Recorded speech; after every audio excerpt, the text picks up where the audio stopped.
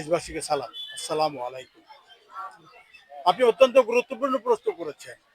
নির্বাচন প্রশ্ন, নির্বাচনের জন্য প্রস্তুতি গ্রহণ করেছি।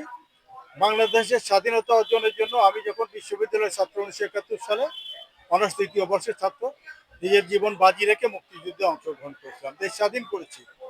তখন থেকে নিজেকে প্রস্তুত করছি এবং তার পরবর্তীতে নির্বাচন করে উপজেলা চেয়ারম্যান নির্বাচিত হয়েছি। পরপর 3বার সংসদ সদস্য নির্বাচিত হয়েছে আল্লাহর রহমতে, এবং তিনবার নির্বাচিত হয়ে এই মিরপুর ভেড়ামারার জনগণের যে সমস্ত দীর্ঘদিনের সমস্যা ছিল, যতগুলো রাস্তা আপনারা দেখতে পারবেন, সেই সময় আমার সময় 1200 কিলোমিটার রাস্তা, 1100 কিলোমিটার বিদ্যুৎ চায়ন হয়েছে। এবং মিরপুরের মানুষের জন্য যে চাহিদা, দুটো হাসপাতাল মিরপুর এবং ভেড়ামারা, সেটা 50 শয্যায় উন্নীত করা হয়েছে। মিরপুর ভেড়ামারা দুইটা ফায়ার সার্ভিস এখানে প্রতিষ্ঠা করা হয়েছে।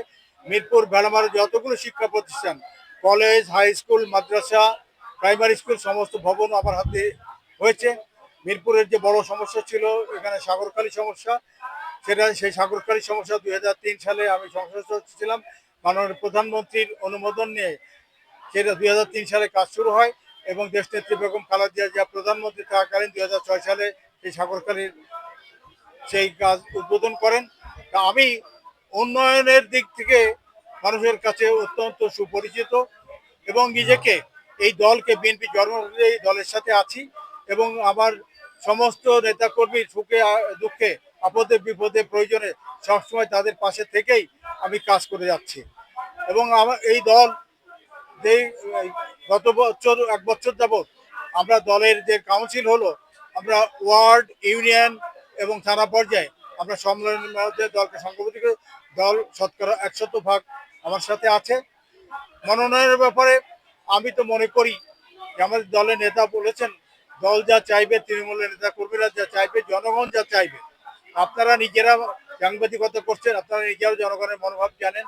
চায়ের দোকানদার থেকে শুরু করে মুদি দোকানদার, রিক্সাওয়ালা, ভ্যানওয়ালা, শিক্ষক, ছাত্র, যে কোনো নারী পুরুষ সকলের কাছে আপনারা শুনবেন আমার জনপ্রিয়তা কতটুকু আছে কি না আছে, তারা চায় কি না চাই। আমি বললেই তো আর আমি হব না, জনগণ যেটা চায় সেটা হবে। আমি নিজেকে মনে করি আমি একজন মুক্তিযোদ্ধা হিসাবে, স্বাধীনতা সংগ্রামী হিসাবে, বিএনপির প্রতিষ্ঠাকালীন সদস্য হিসাবে, সংগঠক হিসাবে এই সংগঠনের আপদে বিপদে সংগঠনকে ধরে রেখেছি। আন্দোলনের সময় নেতাকর্মীদের আপদ বিপদে তাদের পাশে ছিলাম এবং তাদের সাথে করে দলকে ঐক্যবদ্ধ করে আজকে দলকে একটা চূড়ান্ত পর্যায়ে নিয়ে আসছে। আল্লাহর অশেষ মেহেরবাড়িতে যদি ফেব্রুয়ারিতে নির্বাচন হয়, ইনশাল্লাহ মনোনয়ন লাভ করব এবং বিজয় নিশ্চিত হবে।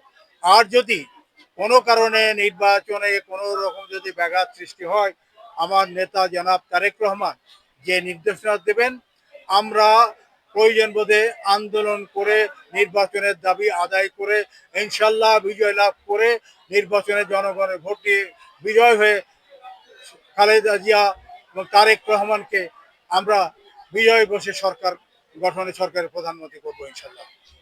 ধন্যবাদ।